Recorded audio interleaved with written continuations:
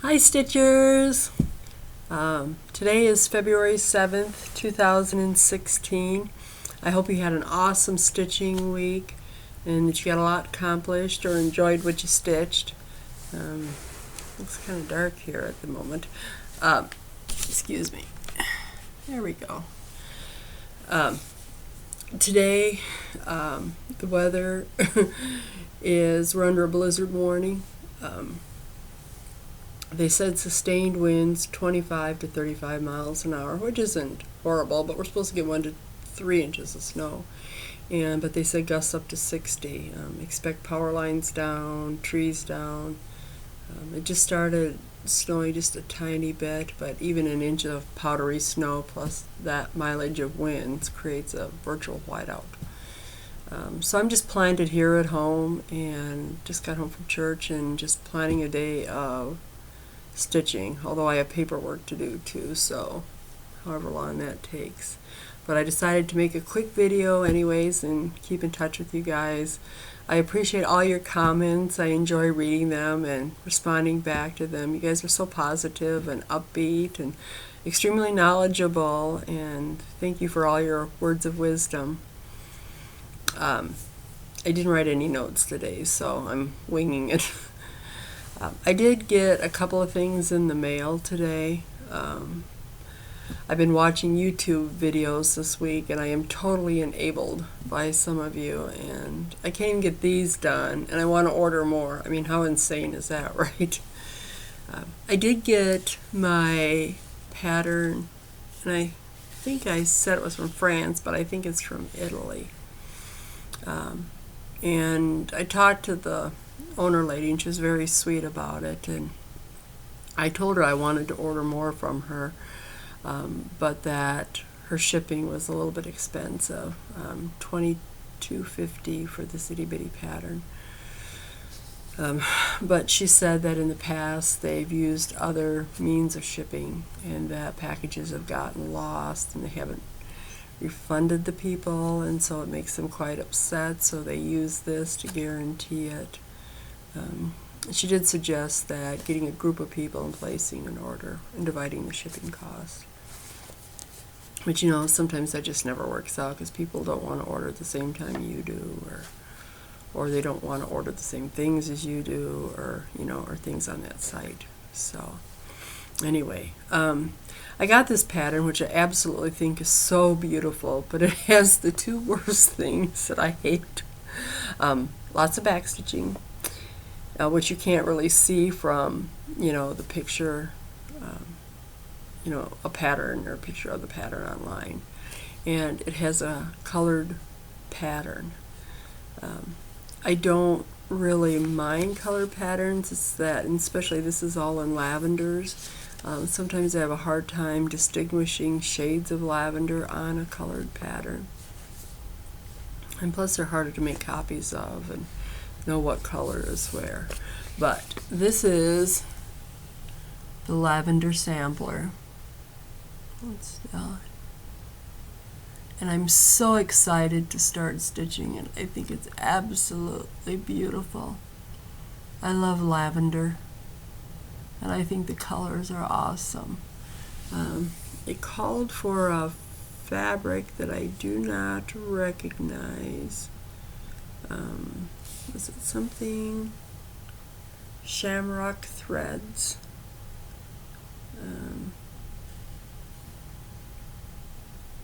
And then they have DMC as well.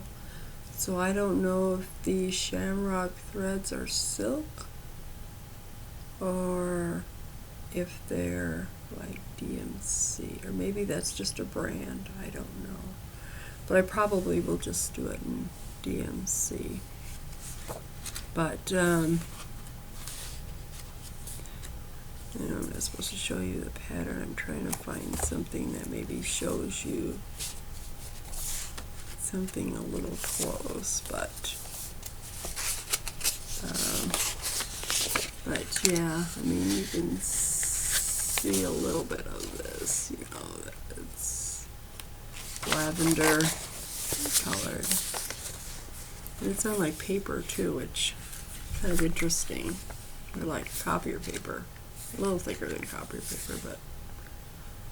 So anyway, that is on my someday to-do list. But I'd like to start it maybe in the spring sometime when the weather gets a little bit nicer. As I showed you this last week, this Plus Ale, it's Cashel.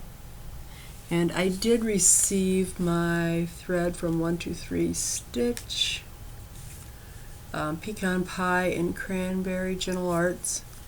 And I think it's going to be really, oh goodness, is it dark? Showing really dark. Is it just my lighting in here? Like it's gotten darker outside. Here we go. But that's it. And I think it's going to be really pretty on this. So I'm anxious to start that too, and I haven't had a chance to start it. I've been trying to work on other things. I tried to pull some different patterns this week, just to show you something different other than the same ones I'm trying to get done. So consequently, I set those ones aside and working on something else. I did work on Teach Me to Number.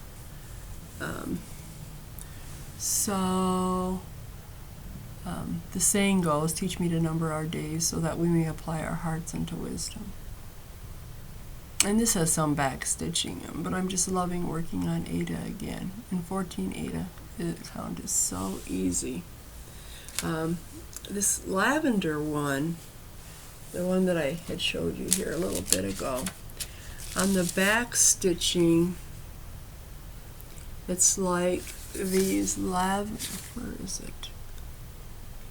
I think it's like these like little lavender shoe things have back stitching all at the bottom, but they go every which way. So I'm thinking if I did it on Ada, that would just be too much. So I'll probably do it on even weave, just so I have those center holes to poke through. Because sometimes poking through Ada can be a little bit too much.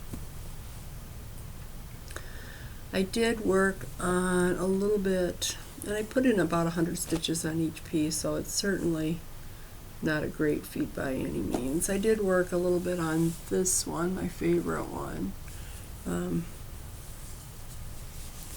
I did, at the bottom, put in some stitches on a vase, and then here's another alphabet that goes down here. I did the H and the I, hi, because I thought it was funny and it was cute. So I did work on this a little bit. Can you believe that's 100 stitches? It doesn't look more like 20. But this is one of my favorite pieces. And like I said, I want to restitch this again, and I don't know, I really like this one though, but I might try silk with that one.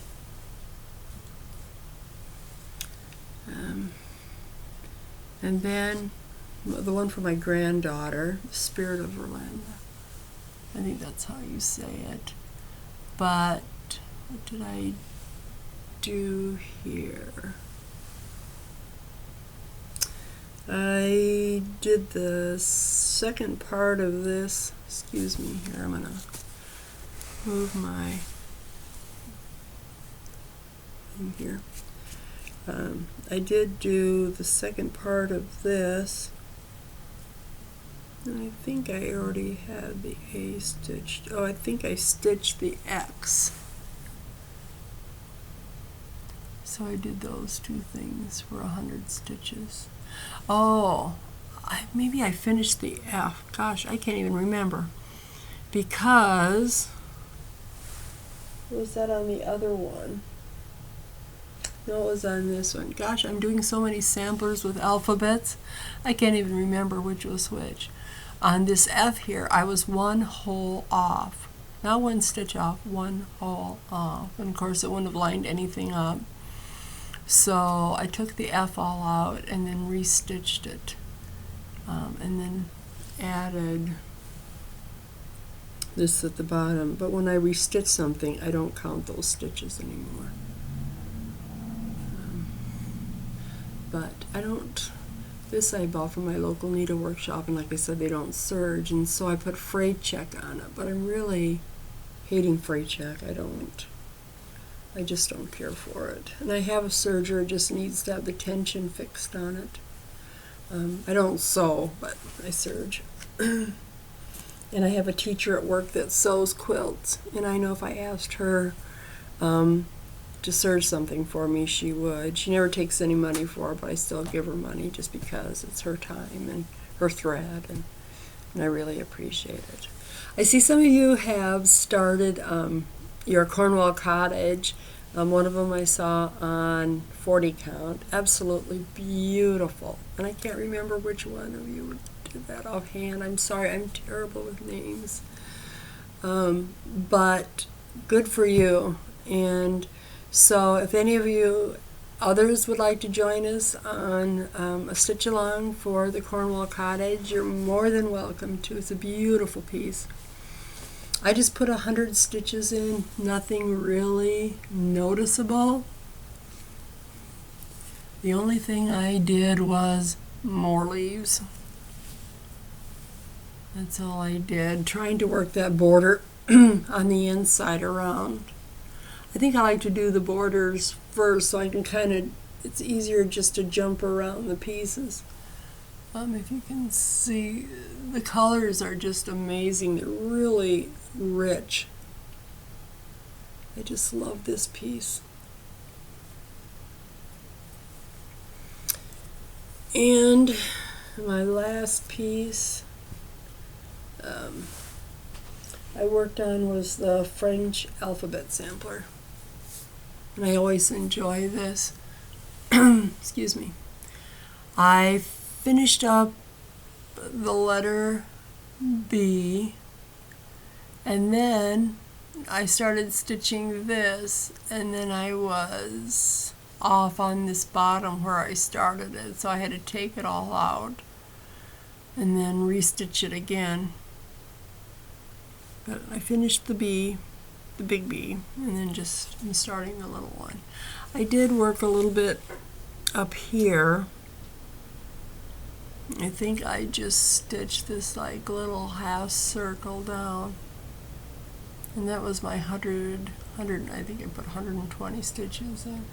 I got to thinking myself, what if you, and of course you know I've been notoriously frogging everything I touch, but I thought to myself, what if I was just one stitch off? You know, I'm such a perfectionist that I couldn't leave it. I'd have to even rip out the whole thing. But I thought, for as much tying off and all of that work that goes in there, can you imagine just being one stitch off somewhere and having to take all of that out? It would just be a nightmare. An absolute nightmare. But, I mean, there's many pages to this thing. It's really beautiful. But, you know, a stitch at a time, right? A stitch closer to when you're finished. So that's all I really have to show you guys today. Like I said, I got a little bit in the mail. Two pieces that I'm really interested in starting. I saw Teresa's Roses of Provence, which is so beautiful, Teresa. Oh my gosh, it just takes my breath away. And you're doing such a fabulous job on it. I have the pattern, but I'd love to stitch it. And like I said, I'm doing everything in 28 count. I'm just going to start doing giveaways with my 32 count for the majority of it. My hand-dyed fabric. And I was listening to some of the ladies talking on Facebook, and they like to stitch on the neutral colors as well. And I think some of you mentioned it as well, that the fabric is so pretty that it actually takes away from the pattern, and I honestly believe that. Sometimes I think, you know, we just have to always continuously amp it up all the time with bling or colored fabric, when sometimes just the piece itself, the stitch piece itself, is what should speak, and not the fabric. My opinion. Take it or leave it. So anyway, and I love her twisted band sampler. Oh, it's so beautiful.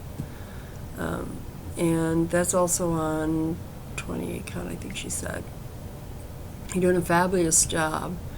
I haven't had a chance to watch all of her videos, so I just noticed those two pieces. So they're definitely on my want list. Whether it'll happen next month, I usually set myself a budget each month of what I want to, what I want to spend, and so it's hard for me to narrow down what I want to buy, because one day I'll want something, and then the next day I might want something else, and then I just have to figure out, or maybe a pattern that I already have that I just need the fabric and the thread.